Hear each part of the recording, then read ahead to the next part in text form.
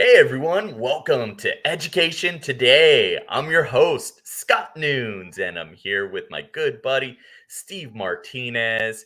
We came up together in Enoch High School over at Modesto City Schools, and pretty excited to have him on as our mystery guest. And some of you might be wondering, like, hey, I know Steve, or I've seen Steve, or heard Scott talk about Steve. Isn't that the guy who got the Q Emerging Teacher of the Year award? And yeah, Steve, we're bearded brothers. We often would get mistaken over on the Enoch's campus. And I'm going to allow Steve to share a bit about his expertise, advice, and share some breaking news here on the podcast, which I'm pretty excited about. So, first of all, welcome, Steve. How are you? Good, Scott. Thanks for having me. Yeah, everyone, my name's Steve Martinez. I'm currently a social science teacher in Modesto, California. I teach senior level government economics and then sophomore level world history. So Scott and I were at the same school for a few years there, and even after Scott left, some people would still confuse me for Scott, like students, parents, administrators, like everyone. uh which is, and it still happens every once in a while now, especially now that I'm more going to conferences and stuff. I do have my master's in curriculum and instruction, but when I did that, I focused on Edtech. My thesis is actually on flipped classroom, and I learned a lot just by going through that and that experience. The flip learning is something that I use and really enjoy. I really enjoy it. I think students, the more they learn about it, the more that they enjoy it as well, especially with the personalization and customized instruction, because I collect analytics outside of the classroom. I also use project-based learning, and that's something that Scott and I kind of work together on while we kind of talk together. And then I got really into design thinking after that. And design thinking for me was a game changer with student motivation, that real world application, that authentic learning, and giving students not just lessons, but like learning experiences that drive the content beyond just a textbook or memorizing stuff. And I've really used it to get students involved in the community and have them collaborate with mentors, both local and global, to solve the problems that they really care about. So that's been like the big push for me personally as a teacher in the last couple of years. Yeah, I want to touch on that last point. Just last week's set of guests, Gavin and Richard from Upschool. That's basically their mission, at the local and global level, to help bring about positive change through student voice and choice, and enabling them to find real world examples to kind of apply their education, instead of writing like a stereotypical letter to a principal, right? Which the principal isn't going to read all of those, or it's not really going to affect change. Maybe you go into a board meeting, or in your case, work with a mentor, work with an organization, work with a community. And I'm going to come back and hear some of those examples, but I'm going to go back a little bit further into your journey. What brought you into education, and how did you get from your teaching infancy to where you are now? So my journey's interesting because I originally, and Scott, I don't know if you and I have ever talked about this, but No, we haven't. my journey actually started with education when I was really young, just graduated high school, and I started working teaching and instructing high school marching bands and percussion ensembles. So I did that from the age of, I don't know, 18. I did it at various levels, and I ended up doing a lot of designing and writing and working with high school students. And with the classroom management piece, by the time I got to the classroom in the traditional sense, I'd already figured out how to do the classroom management piece, how to connect with kids already. So I did that from 18 well into my 30s. So I got into the classroom a little bit late, right? Late in the game, kind of like yourself, Scott, where like you were in, Hmm. your second career, because I know that you were in industry before. Um, and so I was in education, but more as like a walk-on coach kind of situation. I was getting paid fairly well for what I was doing. I was facilitating several schools. I did that in the Central Valley and in the Bay Area. And so when I got into the classroom, so when I wrapped up my college kind of tenure there, well, like got my BA, and I knew that I didn't want to be a band director, but I really got intrigued by the social sciences in college. And when I got into the classroom, I realized that, like, look, I should bring all those previous experiences of creativity within the arts and try to apply that to the classroom. So that's where things like design thinking came in, uh, project based learning, and using those my previous my what I would consider my previous career, even though it was kind of education, to bridge a gap between me and the students, like with authenticity, and then just generally speaking, building those relationships from day one, and be able to do that in a way to where students have that trust in me. And so a few years into my teaching career, I decided to go get my master's, and having that plethora of knowledge really helped me amp up my skills even more. And I was from the very beginning, like my first year teaching at Enox, I love the Edtech stuff, but I think my first year, I didn't really know what I was doing, in the sense of, hey, we're using OneNote, or we're using like a Google Doc, but all I was really doing at the time was just replacing paper. Yeah. And almost like they could have done the same thing on paper, they're just doing it on a Right. doc, right? But I think like the going to conferences, getting more more PD, the masters really helped me, like, okay. And even my colleagues, so like Scott, like you played a role with that. Like, we're like, okay, how do we do more with this? How do we, like, if all you're doing is just replacing the technology, why use it? Um and, and so, like, for me, that was the big push into going beyond just the tool, and more about the instructional design, and that craft, that art of Hmm. teaching, to again motivate students in a way to where they truly care about what they're doing. And the way that I've done that is tapping into their empathy, tapping into their passions first, and then we get into content. So that's kind of where, like, from start to finish, like starting with with the arts, going into that big piece of design thinking with creativity, with empathy, utilizing a lot of the same concepts I did before, like within the band thing, but now using it to engage students to care about the content, but also getting them industry ready and career ready as well. You know, that is so important. I've been having so many conversations about that, right? Essentially, what good are the standards and the material if we're not really preparing students for the real world, things they might actually do, um, and across a spectrum of skills, right? I know it's a little atypical, but right before we went live, I was showing you what my family was working on.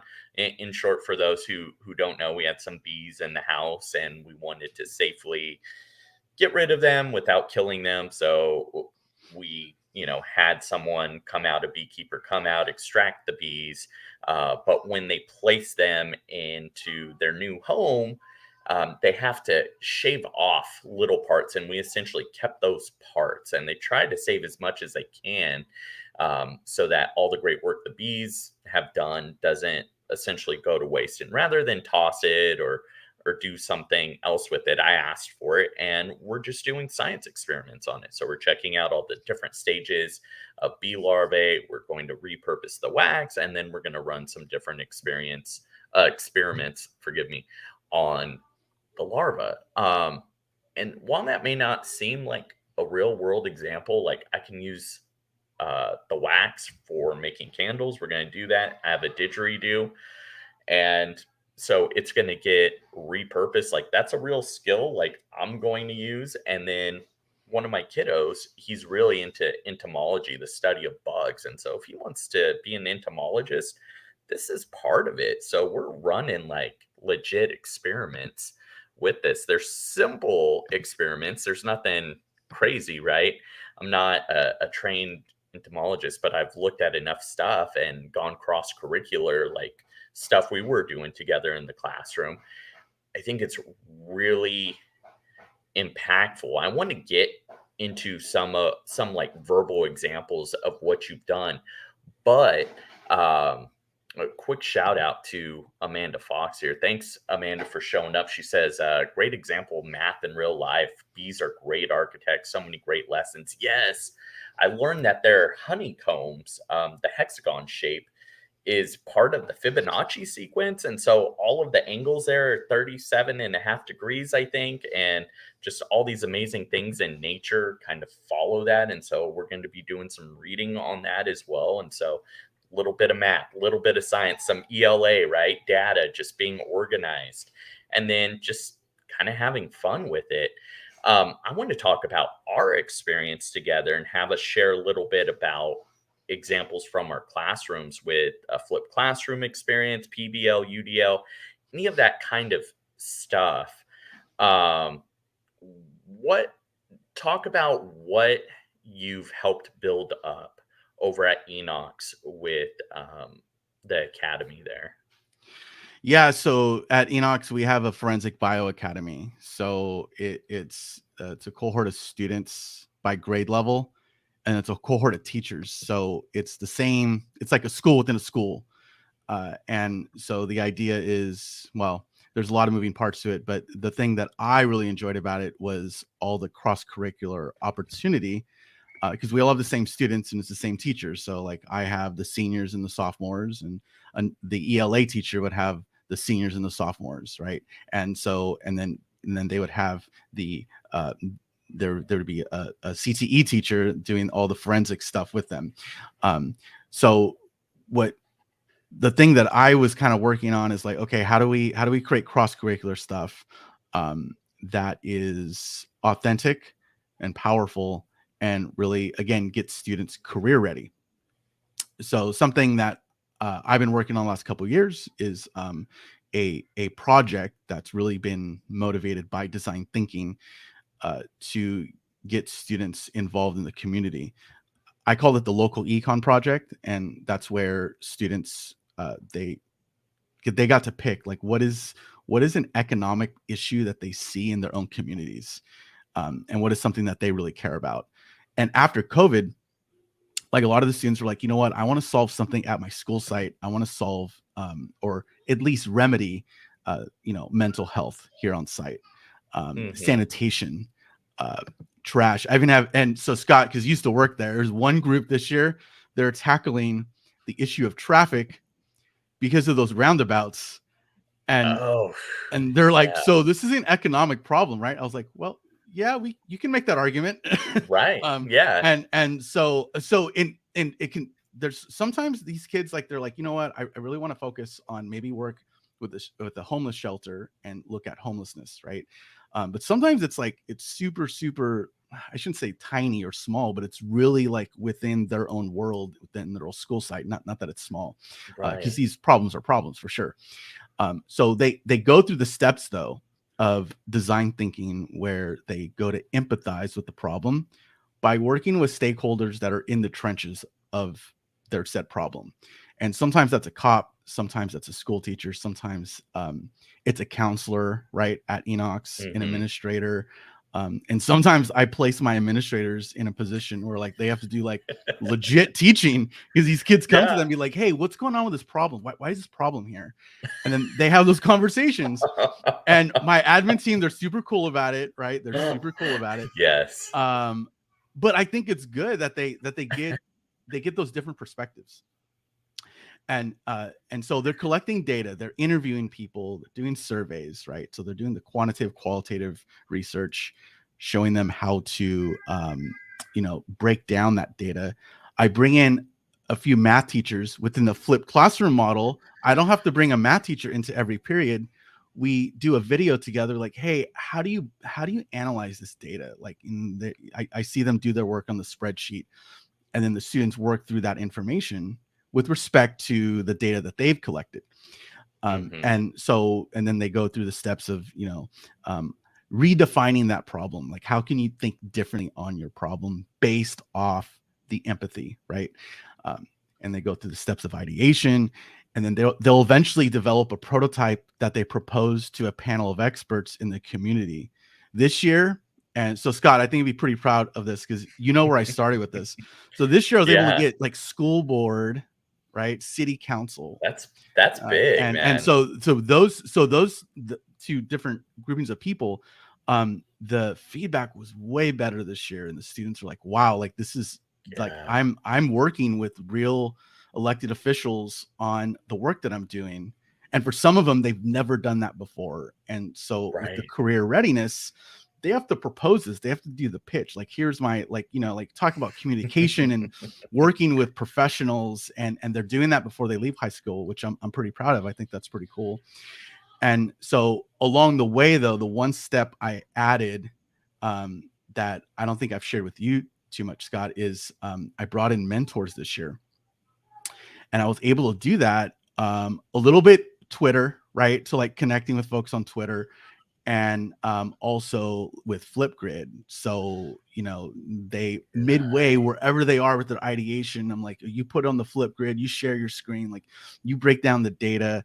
And then I brought in a variety of different, other teachers, instructional coaches from other countries, right? Australia, the people on the East Whoa. Coast, right? And so, and with the where we are with technology, like, why not? Why And not, right? and the students are getting different perspectives. They're really considering, like, wow, this problem looks this way in a different part of the world, and why is it different? Is it Hmm. culture? Is it the way their government's built versus how ours is, right? There's a lot of different moving parts, and a lot of times these students, like, they're the ones drawing those conclusions for themselves. I'm there to help. I'm there to support. The big thing is, like, I can't support this huge project because it's a semester long project. I can't support it on my own. So I've just come to terms with, I need that big village. I need all of these stakeholders involved helping me support my students with this type of work and this type of learning. Right, right. I don't know. I think at this point, I want to kind of pause and just, you inspired me. Like, makes me think. Like, as you were talking, I'm like, yep, I wanted to do that. Yep, I wanted to do that thing. Like, that's so cool that you did that. I only got to have a little taste of that. So my project was the 2020 project. So we spent about 20% of our time in Q3 working on this project that was worth about 20% of their grade. So it was like, fairly large summative piece for quarter 3. Now, there were all these interventions in place, and they had the ability to, if you got a less than satisfactory grade, right, you could continue to work on your project and redo it. I allowed students to do that. Now, of course, I couldn't do that for everybody, right? 150 plus students. That was a big challenge, but those that needed it and maybe got a less than satisfactory grade, like, I definitely reached out to those first and committed to those first because they needed it the most. And essentially, mine was design thinking, but simplified a little bit further. So there was explore, ideate, and then construct. So a lot of student inquiry, really working on having everybody together following the SIOP method, like, I do, we do, you do, and just repeating that week after week, week after week, and then using edu protocols to start. And they're doing things like the worst prezzo ever. They're doing um, fast and curious. They're doing smart starts, Freya friend, all these different edu protocols. Thin slides, that was another one I would do every week. And they're doing all these pieces, and then little by little, like Q1, they're putting them together for the first time.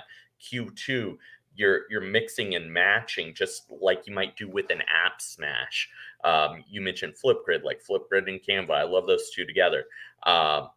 So you're always building, and then you kind of have like this free space to just kind of go off the rails, if you will, with just so much choice. So I've given them the tools, right? And for me, they had to connect it to a standard, and I gave them the standards, and I had my recommendations. But I said, hey, if you don't like those, you find another Common Core ELA standard. It's all in your justification, just like with your students' justification that the roundabouts are an econ problem, right? In the Right. right context, you could frame it as such, right? People are getting in car accidents all the time over there. It's an economical problem, right? The parking, it's so crazy. Yeah. Time is money, right? A lot of time is wasted there in those roundabouts every day. If you show up right before the bell rings or right after the bell rings, um, there's going to be so much traffic. You're going to be in that roundabout area for about 15, 20 minutes, no matter what, bumper to bumper traffic. It's nuts, and it's so dangerous. So yeah, it really is an economical problem. Um, and then they had to learn a new skill. It could be an ELA skill, could be a different skill, but then they had to have that community piece. So they had to improve their community. And I gave them a lot of, just like you, I encouraged them to do bigger things, but if they wanted to clean up the campus, for example, like I had one student, it really didn't work out. It kind of fizzled out. It's hard to carry out these initiatives, but she wanted to get another trash can for us over at Enox, and she got approval for that, tentative approval to do that, but we had trouble getting volunteers and then trying to dispose of that waste. We have that nice ag program over at Enoch. So her idea was, okay, let's take all of this green waste and let's send it over to the ag department and have them convert it into fertilizer and all of that. It's going to be eco-friendly. We'll have volunteers kind of sift through it. It's a yucky job, but we're passionate about, going green and all of this, and, recycling along the way too. We have that great recycling program that Jennifer McKinney does, or did, at least when I was there. And one of my big things was, and I share the same story every time, so people are probably sick of it, but I'm just wowed. I had a student who really struggled. And in short, she designed her logo in Canva and then put it on 60 hoodies, 40 t-shirts, and raised $2,500 for Ronald McDonald House. She wanted a career in fashion. I can't think of a better kind of capstone to put in your resume, your portfolio, than something like that. To be able to do Yeah. that in 6 weeks, how many designers could do that? And I don't think it's just plain luck. That was a lot of work, targeted marketing, knowing her audience. She just struggled with the confidence, but she found it in that project. Quick pause here. I want to throw this comment up. Alicia, good to hear from you. She says, popped in to write as you mentioned, attaching a standard. It's all about the justification. Yes, right. We do have those standards. We have to meet those. And just talked about this with thematic planning for our summer school teachers. Yeah, you could go off the rails if you tie it to a standard using backwards design, UDL, sprinkle a little PBL, design thinking, flip classroom experiences. Then you're building and you're doing a lot of learning, but then your home is really where you can take that extra think time and just hunker down. What's like one or two of your really cool projects from that, maybe this year or past years? I mean, kudos, by the way, to really build that up, bringing in elected officials like our school board and, um, admin and just community members. That's amazing. We need that in the Central Valley. Yeah, I'm still we're still reviewing, like, from this year, we're still reviewing their final products. Like, they just pushed out all of their prototypes to the panel. Um and so just the glancing over it, because I'm still like wrapping up grading and everything else for the year. But a lot of like what was on students' minds right now is these kind of the social media thing and kind of the negativity that has come about that. So like TikTok challenges that are negative, right? And really bad, right? And so my students recognize that, and they kind of like, well, why can't we address that issue by incentivizing our school site in other ways? So instead of like a TikTok challenge that's negative, why can't the school site do a Flipgrid challenge that's positive? And to help address waste on our campus, right? Like, hey, someone just do a video of picking up some trash. And someone do like a quick little flip grade of like, hey, having a good conversation with a principal, right, or a good conversation with another teacher, or maybe like something that they're just working on. It doesn't have to be in the classroom. So just like glancing at some of the projects from this year, like that was like the one thing that caught my eye. I was like, oh, that's really good. That's a good idea. And I've kind of seen on Twitter where there's been other teachers and other students that have done that in other places. And so maybe that's just that's like a common thing right now. And I think that's cool. In previous years, I've had a student, I don't know if anything came about it, but I had a student have this idea for the homeless shelters to try to fund um, maybe actual like education to take place in the shelters themselves. So the problem they're trying to solve was like, okay, how do we help or remedy the homeless problem?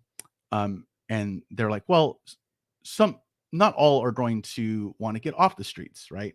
But some need just the general guidance. And when he said education, he meant like sometimes like maybe just like kind of like what we talked about before, like mentorship, or like have a mental health component where they're not there just to sleep.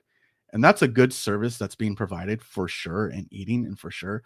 But once they're there, what else can be done by having them there, even if it's just for a couple nights? So again, I don't know if anything came out of it. I don't know if a lot of times my students, they follow up, they continue this work once they graduate high school. Um, I would hopefully I connect with him at some point to kind of ask him like, hey, what did anything ever come out of that? Um, so just two examples of what has come out of this project, and I think it's it's more than the standards and the content, but it's also about like just the general work that they care about and the issues that they care about.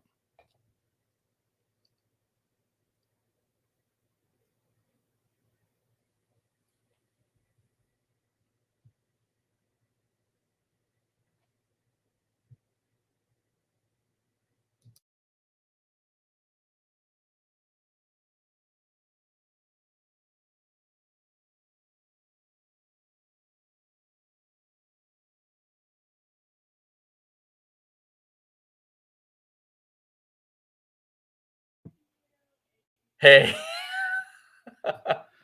There we are. My So I was internet just just about to text you. I'm like, are you there? What was that? oh, Was that? I'm not claiming to be the best by any means. Like, was that terrible? That Scott was like, oh, I'm gone. no, no, no. In Good fact, I stuff. was getting ready to jump in. I was saying something, and then a thing popped up saying your mic is muted. I'm like, I didn't mute my mic. Why is it? And then everything went black. I'm like, oh no. Oh And I wow. look at my internet, Yeah. and then I yell at my family, like, hey, I need the internet. What's going on? And then I'm like, oh, I need to mute my mic just in case somebody can hear. So hopefully you all didn't hear that because they're on the other side. They're busy doing whatever they're doing. They're immersed in who knows what on the other side of the office. But that empathy piece is so huge. Like, I think about just so many of the world's ills, no matter what it is. You throw any topic up, right? I see empathy as the foundation of working to solve that. especially when there are few opportunities for dialogue on something that is very hot or very controversial, right? Homelessness is one. Oh man, just myself included, like it pains me, and I try to do things. And kudos to your student for risk taking and ideating and working to construct something that is not only going to solve an immediate need, but help perpetuate growth, which is, the ultimate goal. We won't be able to achieve it for all, but we need something that's better. I mean, we're really overrun there in Modesto. I see it in Austin. The mental illness piece is definitely something. I know I'm kind of going tangential there, but these are, yeah, they're local problems, but they also do have a bigger impact. And you're giving students the skills to address that, to write a letter to somebody, to find allies, to find a mentor to help guide them, and then building that resilience. Like, oh, you might get a no. Your principal might say no. This board member may say no. Well, try another one. Work up the ladder. Maybe try the head of education. Why not? I'm forgetting his last name. I know it's Miguel, our national education secretary. It starts with the C. I'm blanking right now, but hitting him up, right? Go. Why not? You never know. You just really never know sometimes, especially with technology, right? You're contacting people in Australia, bringing them into your classroom via these tech tools. That is amazing. Speaking of tech tools, I want you to dip into tech tools and offer up some of your tech tips um, to help learning outcomes. How can we kind of scale those learning outcomes to where, we're hitting the four C's, hitting those standards, but also kind of raising the bar a little bit? What tips do you have there? So before I talk about that, I just want to make it clear that a lot of what I do is really inspired by our friend Stacy Rashan, right? Hmm. And so kind of the work that she's done within flipped learning. So as much as I've made it my own thing, like a lot of it's inspired by her. So I just want to do that shout out. Um, I guess with the flipped learning, I think the big thing for me has been two tools. It's been Cami, but it's also been Edpuzzle. And so with Edpuzzle, my students are doing that initial learning outside of the classroom, to where Hmm. they're, I'm at home and I can see how they're all responding on the Edpuzzle. So that way I can, when we get into the classroom, and be like, hey, here's something that's being missed, like common from student to student. So that's where we go into the, how to customize and personalize instruction. It's like, okay, so let's dig into what we struggle with first and maximize that class space for that. So it's no longer like, hey, stand and deliver. It's no longer that explicit direct instruction in the room. I've already done that outside of the room. And so, but with building Edpuzzles, what I kind of found is trying to be as purposeful as possible. So with my flip videos, I'm like, hey, I stop the video to do a note and be like, hey, jot this down, because I don't want you jotting down notes while I'm breaking it down. So Oh, get I it like down, that. stop it, do the note, be like, get it down in your notes, get it down in OneNote, and then move on. You can click the move on in Edpuzzle before we actually break it down. And That with the flip, that was the whole point of why I got into flip Yeah. learning. Because as a first year teacher, I was like, man, if they're taking notes, they're either writing stuff down and not listening to me, or they're listening to me, but they're not really documenting their learning. And I want both to happen just as well. And so then I stop the video, they go on, I break down the content, and then my formula is like, after I break down like 5-6 seconds of whatever it is we're talking about, I kind of stop it again. So instead of that checking for understanding, and before they even see that, they see another note of more. It's not a question, it's a consideration. Like, consider this, or almost like guiding them to where I kind of want their minds to be going, right? Like, so consider this. Mhm. And then once they get that consideration, they then get the checking for understanding. Because sometimes or at least for me, I would check for that understanding and I would just get blank stares in the room. Or I can tell not everyone was getting it online within the Edpuzzle piece.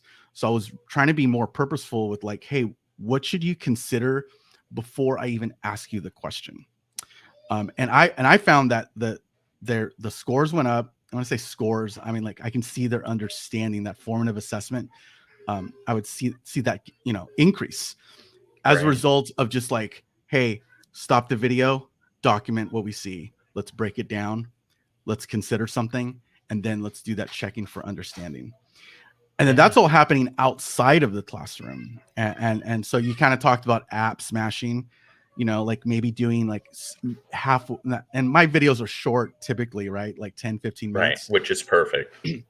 Normally, yeah. And so maybe either at the end or in the middle, some sort of like just drop in a Flipgrid link. Like just be like, hey, take like 5 seconds and just give me something. Give me like your like maybe like it's a big essential question, or maybe it's just like, hey, Mm, how have you seen this in your own life, or how have you seen right. this, especially teaching government and econ? Like a lot of the stuff we talk about is like, oh, I've experienced that. I just didn't know Yeah. what it was called. I didn't know that was called supply. I didn't know that was called demand, right? I didn't know that was an inferior good, right? So like having those conversations too, and then doing the flip grids outside of the room, built into the ed puzzle.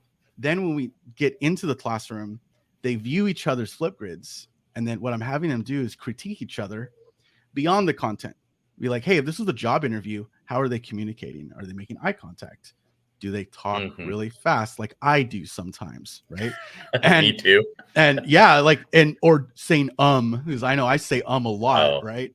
But right. then they get that critique going on, right? So it's not just about the content, but also like the communication skills, the being able to give and receive feedback as well. And so that's been a big piece of mine as I've gotten into flip learning, and especially as we got into the pandemic and now that we're back in person working on those skills, trying to get those students to feel empowered about the content and about their learning. Because I'm all about, I need to teach kids how to learn. I don't want to punish kids for what they do or do not know at any given time. Hmm. I like that perspective. Did that come about from everything that's happened the last, you know, 2 years or so since March of Most 2020? mostly yes, mostly yes. Yeah. And because like we couldn't just give a test during remote learning, right? Like Right. kids were going to cheat. And so I had to come up, and now I'm to the point where like I do check-in quizzes, right? But I don't do like, hey, full on hardcore tests like Yeah. you're going to pass, or like it's not going to it's more about those PBL experiences and Yeah. more about like when a kid when the students take a check-in quiz with me like in the classroom, um, we are going to correct it, but then they have to do the reflection piece at the end. So Mm, it's like, okay, so how many did you get right, how many did you get wrong, what went well in the video? And then I like that. I ask feedback on how I'm doing. Like, are my videos terrible? And if they are terrible, tell me why, because I want to fix it, right? And Have they ever said they were terrible? Be you honest. what? So I've not heard the word terrible, but Okay. I've Okay. heard and the kids kind of get this, like especially with Gov Econ, where it's like you only have one semester to do it all.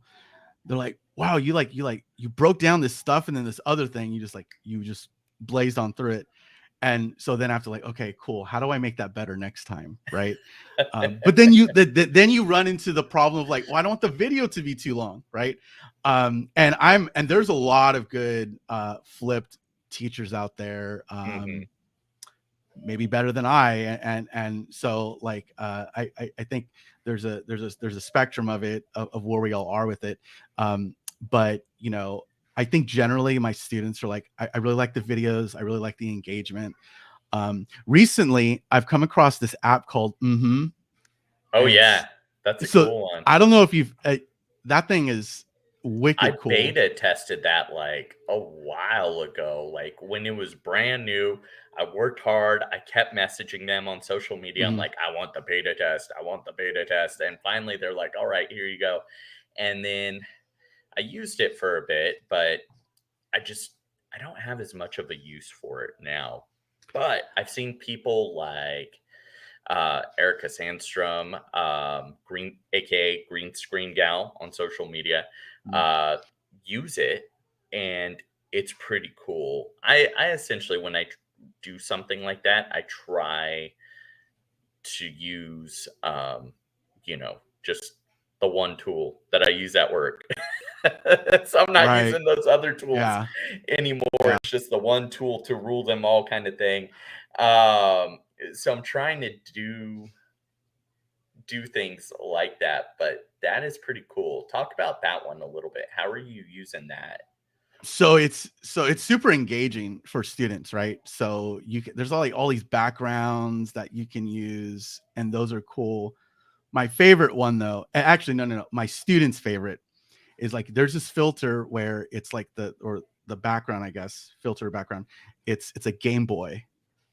And That's pretty so rad. my video, my face, I'm all green, but I'm lecturing, not lecturing, but I'm teaching inside the Game Boy. What? And so I'm teaching What? from no, it's super crazy. I'm teaching from Whoa. inside the Game Boy, Whoa. and I can put up slides. I can put up slides next to the Game Boy. And I'm like, Yeah. and my students were like, "Oh, this is getting out of control. This is getting Yes. and so Yes. and that particular episode that I did for them was on the topic of inflation. And Okay. so like we kind of I try to connect it and be like, like inflation, like you think about like how much it costs to game like when we were kids, right? Like I remember having a Game Boy. Like how much did my mom pay for me to have that Game Boy? And then but then it was like, well, think about how expensive it is now to game. Like Yeah. just the Right? Xbox alone, right? And then if you really want to level Then your up subscription your monthly subscription, or everything yearly, else. and Yeah. you know, all the digital stuff. Like these kids are spending so much. I'm like, are you serious? You paid $60 for a skin, and I'm not. Yeah. I Yeah. I've grown to kind of like appreciate it, but oh man, that was a stepping stone. Like I had to get schooled on this, and it's that empathy piece, right? I felt for them, so we connected, and then I did more research. I played, I learned, immersed myself in those environments to learn the importance and kind of the coolness factor. I mean, the sheer coolness factor. You come out with a rare skin or something that nobody has in one of these games. Oh yeah, it's pretty pretty cool, and it makes you feel cool. It's like in the '90s, having like the Reebok pumps, like oh yeah, I can jump higher, right? It's all in your head, but it's that Yeah. kind of thing. I want to pause here. Stormy Daniels, shout out another MIE expert. Just like us, she and I, we connected at TCEA this year, Mm. finally in person. She says you have to keep smashing, so you could tell us how to use them with Canva, Scott. And I already saw your next comment. I would love if Canva would integrate with Edpuzzle. Hint, hint. I always love when my friends play nice. So, of course, I'm your man on the inside, but lips are sealed. I can't tell you anything, but I can tell you Thursday's episode, I'm having Manny Curio and the Ed Puzzle crew come on the podcast. And so we are going to show how you can app smash those two together. So stay tuned. I would tell you right now, but I don't want to spoil Thursday's show. We have a great show planned with how to use Canva, how to use Ed Puzzle, and how you can do some of the stuff that Steve is talking about. So we'll be giving you a shout out, of course, on that episode, Steve, because um, what you're doing is totally possible with those two. I love it. I feel like we're better together, in many ways with our friends. Oh, Rochelle in the house. Hey, Rochelle. If you folks don't know, Rochelle Dene Poth, very cool friend, nice author, and oh, drop your suggestions in, Stormy. You got to come Thursday. Oh, look who's dropping in here, Steve. Uh-oh. Our Uh-oh. friend Stacy. Shout out to Hello, Stacy. Stacy. Yes, Canva, Ed Puzzle, exciting. So you got to come back, Stacy. Come back Thursday. Oh, the dream right there. All right, we're just building amazing combos here. It's like Legos. I love it. We're having some amazing folks join and give ideas. I actually want to transition to one of the main reasons I had you on, and that is to talk about the latest step in your journey. So we kind of covered the beginning, the middle, and we're nowhere near the end. We're still in the beginning of your educational career. But what are the next steps you're taking for next year, and how did you get there? And first, let me throw this in there. You are this year's Q's Emerging Teacher of the Year. So Q, for those of you that don't know, it's California and Nevada's ISTE affiliate. So that's huge. I got the localized award back in 2020, and Steve just had to outdo me and, and take the award for the whole organization, which I couldn't be happier for you, man. Very well deserving. You definitely, you know, paved your own way. Yeah, we've done similar things, but you've done your own spin. And what's that going to lead you to next? So okay. So I kind of had to drop some pretty big news today at my school site, and I can't talk too much about it other than that I have accepted a new position, and it is going to force me out of the classroom, at least for a time. And so I'm super excited about working with Cami full time. Congrats. And thank you, thank you. Yeah. It's been kind of crazy. Like I still have to pinch myself a little bit. I was like, I can't believe that I get to work for a company like Cami. Thank you, Stacy. Stacy and I stay pretty well connected, I think. So she's kind of seen me along the way. In fact, the first time I met Stacy, she spoke at a Cami conference, Cami Connect. That's the first time that I've connected with Stacy. And then I spoke at the last two Cami Connects. And Scott, I think you caught my last one that took Yeah. place fairly Yeah. recently. And quick shout out for their empathy, right? I feel like there's an underlying theme of empathy tonight. They allowed you to give a shout out to our coworker Randy, who passed away, and Yeah. allowed you to, honor him in such a beautiful way. They sent me flowers when he passed away. I thought, what an amazing gesture.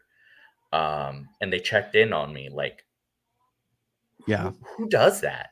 Who Yeah. does that? No, That's rare. I get the sense that like Cami just cares, and and just so people know, like talking about Randy, like he was my next door neighbor, right? Like Yeah. he taught right next door to me. And so the fact that that Cami let me honor him in that way is really cool. And I've just built like this good rapport with Cami over the years. And so I became a Cami hero, which is their like basically their ambassador Mhm. program. And just the rapport and the connection just continues. Like it just feels like you're a part of a family, right? And if you're from Cami right now and you're listening, I hope I'm not off base on that. And so with Cami reaching out to me, like we kind of just, like, hey, me leaving the classroom, it kind of turned into, kind of blossomed into like, well, we want you to be a part of the business development team, and being a business development representative. And so I'm super thrilled. I don't want to talk too much about the role, as I've not started the Right. role yet, so I don't want to like talk, and be like, oh, that's not You're hearing it first, yeah. folks. Yeah. So, what I will say is that I step into the role sometime next month. So that's the one thing that I can and will share. And again, I feel like I have to pinch myself. Leaving the classroom though, like, Yeah. because I've always told myself, I was like, man, I'll never leave the Right. classroom. Same. Same. But I think I feel very passionate about the tool and what it does and what I could bring Amen. to the table, in the sense of like, it's not just like the how to, it's more about like, okay, how do we bring in the pedagogy with it? How do we like, what can Cami look Absolutely. like in the flip model? What can Cami look like with collaboration? What can Cami look like with project-based learning? Because it's such a great space Yes. for feedback and Yes. reflection. So when I'm, when I'm in this new role, like bringing those types of items to the table, and I'm really excited to be able to just share that with a lot of people that are Cami users themselves, that love Cami themselves, but need that additional support and supporting. And Scott, you kind of went through this, right? Like you feel like, oh, I supported a school Absolutely. site, or I supported a district, but now it feels like you're, again, you have to pinch yourself, right? Like it's kind of scary. But like I was surrounded by the right people, and Cami is the right company, and I'm really excited about where this takes me and the kind of connections I can continue to make. That is so exciting. And you inspired me right now to share something. I have worked on this. I've had it ready since before I even started my work at Canva. Like when I just like you talk about being passionate about a tool, yeah, and wanting to pinch yourself, right? I think about that like for Canva, there's over 1,500 people on average, I think is what they say, that apply for the job. So, like to beat out so many talented people and for them to take a chance on me and to believe in me, that is huge. It means a lot. And it took a whole lot to leave the classroom. Took a whole lot for me to move myself and my family to a new place, 1,500 miles away to Austin, Texas. Like, that's huge. I miss everybody. I miss Enox. I miss Modesto City Schools so deeply. And I miss those opportunities as well to interact with the students, to have those experiences. And I want to share this because you were talking about uh, PBL and all of these things, right? It's about the pedagogy. So this isn't like a Canvas certified document. This is Scott's musings, right? This is Scott really just mapping out his own thoughts. So taking off my Canva hat, this is just me, Mr. Noon's teach, and I created this before working there. But I've broken down the different uses and ways to use it. And you see right there at the secondary level, 9 through 12, right? I have gamification, which you and I both love, PBL, Yeah. portfolios, posters, social media, and you talked about data, right? Analytics and analyzing that data and different things. Yes, the tool's great, but we don't want, jumping way back to the very beginning of the episode when you talked about your journey, we don't want just that simple substitution like in the Sammer model, right? We really want to reinvent, and not only reinvent, but reinvigorate our students and help them excel. And I feel blessed to have been able to do that. I feel like I've had some of those aha moments with students. One of my students um, went crazy viral on TikTok. And then at Randy's funeral, he told me, hey, you had a start in that. Like, I think he was just being really nice. Probably because I was crying too, bawling on this kid, poor guy. But he said that, and that meant the world to me, right? To get a compliment from a student, especially one that's gone on and has achieved something, to say, "Hey, you impacted me," that just means the world. Quick shout out here to Bonds. Welcome, brother. Nice to see some greatness this evening. Right back at you, man. Um, Fonz is great. He Um, is. He you got to is. get on his podcast unless you've His been is on there already. yeah, Stacy was on recently.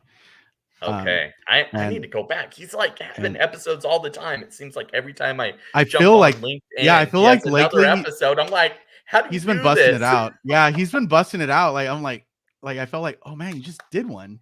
Because yeah, it does seem like he's cranking them out there, which is good. It's good. Yeah. I also had another student that did some work for Tyler Oliveira, who's a YouTube sensation. He's out of Modesto. His antics are a bit zany, right? Definitely Gen Z style videos.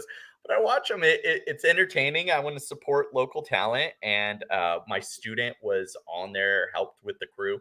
And then that student ended up participate or working for Final Cut Media there in Modesto, which I did an internship for. So I did the SCOE, or Stanislaus County Office of Ed, SPY internship. I can't remember what it's. Stanislaus Partners in Education just came to me. All these acronyms, right?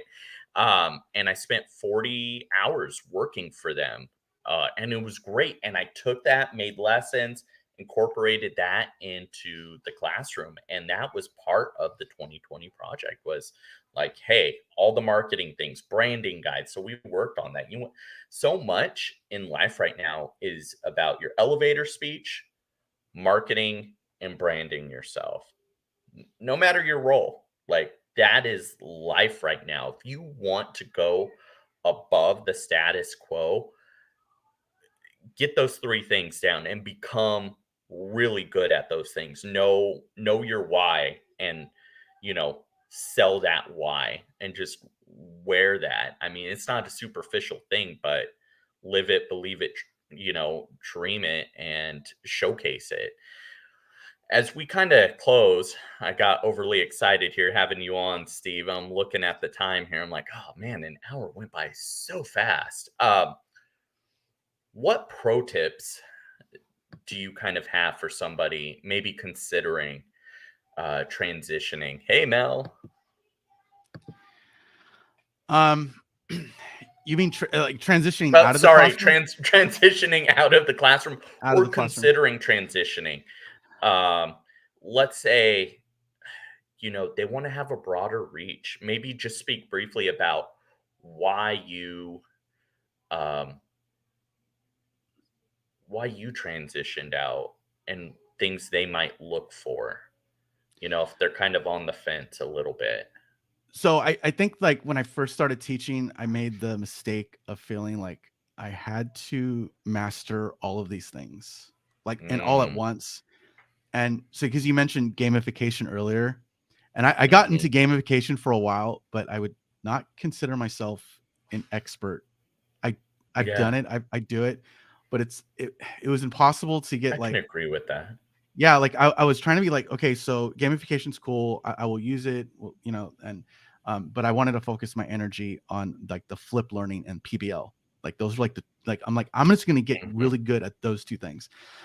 So when you're thinking or considering your transition and you talked about your branding, right? Like what are the two things that I do really well? So if you're out there, you're Yeah, try to think about that. Like what are it might be gamification, right? It might be coding, right? Like it might be like just like that skill that you bring to the table and offer that to students. So when you consider like what are those two things that you're really good at, who right now in that ed tech space who is really not just supporting those things, but is thriving and is providing a product that is worthwhile, and if you is it worthwhile to invest in? And when I say invest, I mean, like, should teachers invest in learning the thing? Like, Hmm. I invested in Cami in the way where, like, you know what, I'm going to learn and know Cami inside and out. And so when you're making those considerations of like, oh, should I transition in or transition out of the classroom? What's that tool that really encompasses or really drives that one thing that you really care about as a teacher, or that you really know and that you're really passionate about? And if that's not there at all, maybe your place is, at least at the moment, in the classroom. Uh, Yeah. but if that thing is out there, take that risk, and don't be afraid Amen. of that risk. Amen. Because I think, like, you and I, Scott, have taken risk, and Yeah. sometimes I fell and Oh, still falling. look at my whole life. So many. Yeah, So yeah. many. So I mean, yeah, like, your ability to take risk and take it as it comes, and Yeah. because I think, like, when you talk about risk taking, you're gonna catch some stuff on the way. Yeah. And I got really, again, I feel really lucky that I caught this Cami opportunity. I feel like that's something that Yeah. I caught. Um, and so that's kind of the other piece too, is like, when you're taking risk, you're gonna catch some stuff. So why not take that risk? I want to pause right there and stop you before we get away from that point. Yeah, there's a little bit of luck to it. You were in the right place at the right time, but you also positioned yourself to be ready for an opportunity like that. So I encourage our listeners to prepare for that. If you're trying things out, you're taking those risks and they're not paying off yet, keep knocking at the door and self evaluate. Maybe you're not there yet. That doesn't mean it's not going to happen. No, just be patient. Patient endurance attains all things. So when that opportunity comes for Canva, what was playing in my head was that Eminem song, Lose Yourself, right? And the kiddos, I guess it became a meme. So the kiddos would laugh at me whenever I talk about that. But that's like the mantra that was playing in my head. I'm like, okay, like I got one shot. Like, this is it. Like, if I pass this up, somebody else is going to take it. There's so many talented people out there. There really are. Yeah, I feel like I bring a lot to the table, but guess what? There's a bunch of people out there. There's Stacy's, there's Jake Miller's, there's Fonz's, right? There's Jamie Donnelly's, there's Steve's, John Carippo's, Amanda Fox's, right? I could go on and on all night with all the talented people that could do great things. And granted, my little spin is a little different.